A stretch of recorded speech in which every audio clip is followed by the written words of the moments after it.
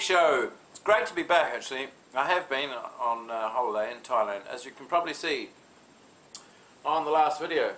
What did I buy in Thailand? Well, I'll tell you. I brought this hat actually, but I'll have it on next week maybe. And I brought this little frog. Here we go.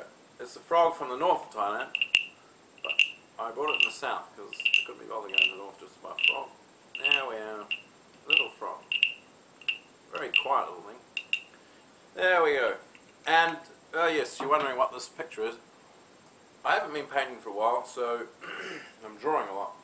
This is a drawing I did in July of my little niece.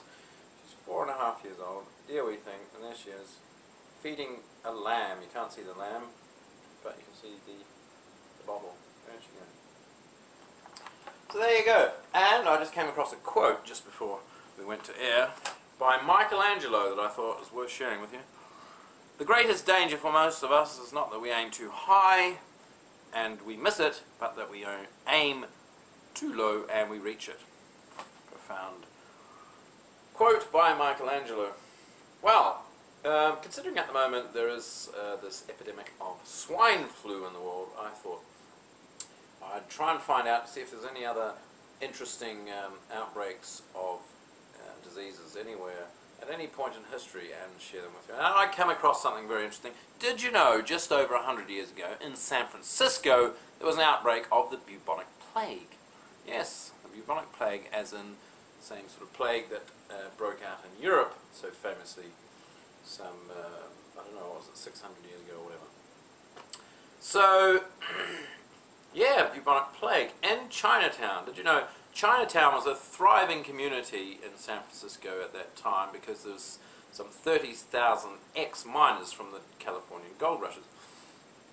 And they were in extremely cramped, confined conditions, kind of living and working in the same space. With some, like, supposedly 12 men worked in a quarter-meter square or something, slept under the benches, then jumped up in the morning and started working again. Something like that. But anyway, on Christmas Day, 1899, the steamship Australia was moored in under the Golden Gate Bridge, right?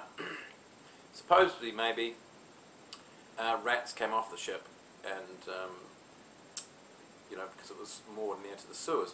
The first to die was a Chinese chap called Wong Chut King. He died of the bubonic plague. The autopsy was done by a chap called Wilfred Kellogg, who's a specialist in bacteriology, and he enlisted the help of Joseph Kunyun, who was the chief quarantine officer of the US Marine Hospital Service.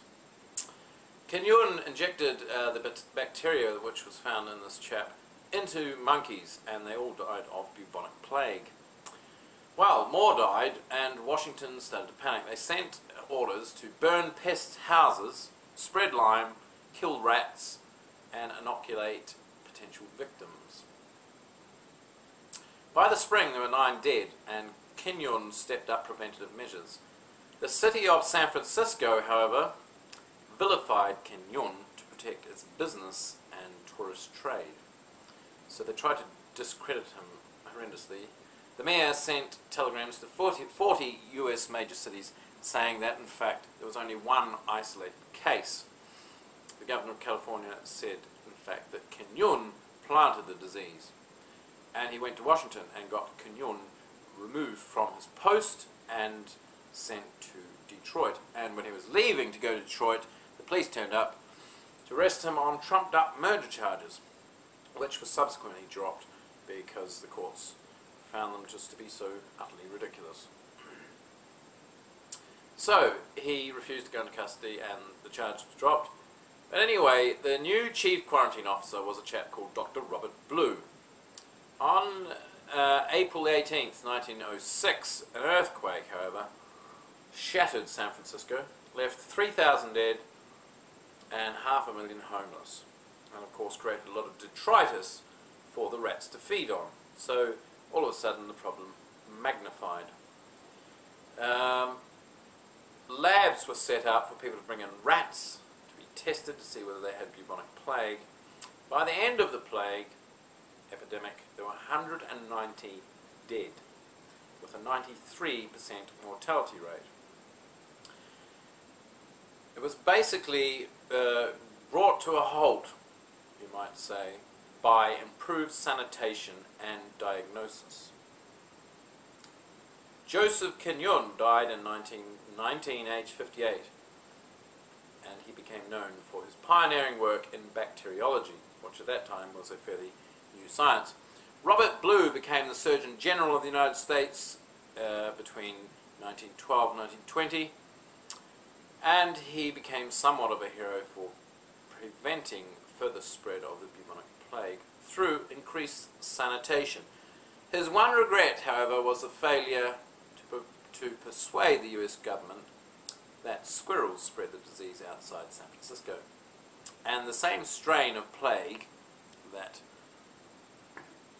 devastated Chinatown in that particular time is still to be found now in the outskirts of San Francisco and the countryside around it, in squirrels, chipmunks and prairie dogs, the exact same strain.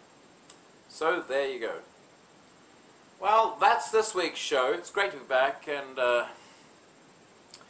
next week I think I'm going to do some philosophy videos for a while now. And so tune in if you want to hear about philosophy. I'll have another drawing. I have a drawing each week. Maybe I have some other funny little thing to show you, like a Thai frog. Who